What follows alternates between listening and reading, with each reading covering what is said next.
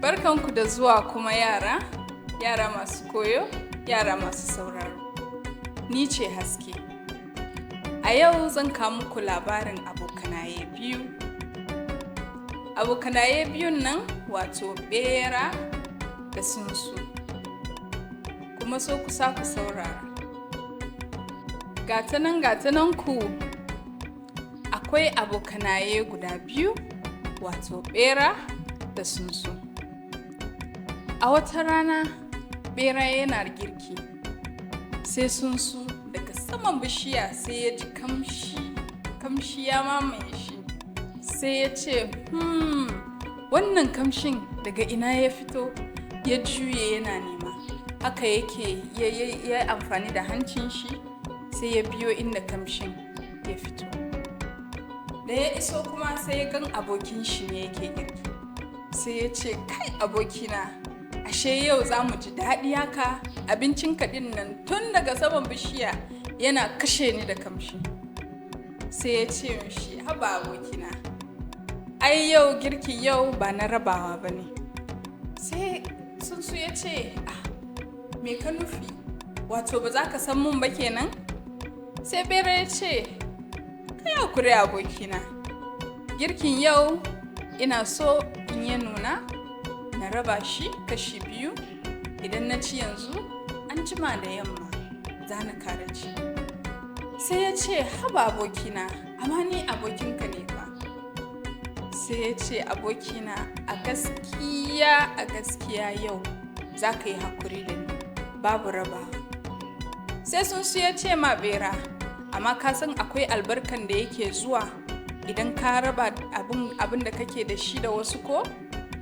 Sai ya ce mishi, abokina, ba abin da za ka gaya min a yanzu da zai saka ni na canza zuciyana. Sai Tsunsu ya ce, to ba damuwa.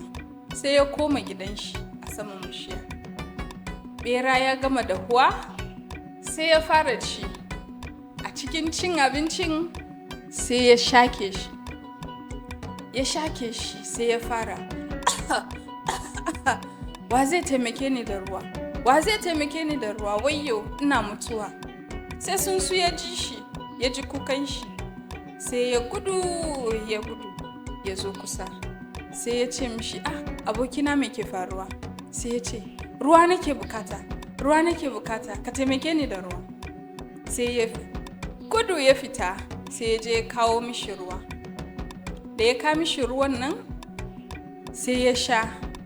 Sai ya gode mishi, ya ce, ayya abokina, inda ce yau baka cece ni da ruwan nan ba, inda ce ma baka nan kusa, ai da mutuwa zan yi da wannan shakewa. To kun ga yara, idan kuna da abokanaye, kuna da abin da kuna ci, wani abu na ciye-ciye ne. Yana da kyau idan kun raba da abokanayenku, domin baka san kowa zai taimake ka gobe ba. Baka san kowa idan kai ihu gobe zai zo ya taimake ka, ya duba ka, ya ce me ke faruwa ba. Idan kun koyi raba abin ciye-ciye da abokanayenku, zai yi taimako a rayuwanku. Fatan kun koyi wani abu a cikin wannan labarinmu na yau. Ku dinga koyi a cikin rabuwa, ku dinga koyi a cikin biyayya, ku dinga koyi kuma da darasi. To sai wani lokaci kuma idan na dawo, za na kawo muku labari masu daɗi da ban dariya. Sai wani lokaci kuma, na gode.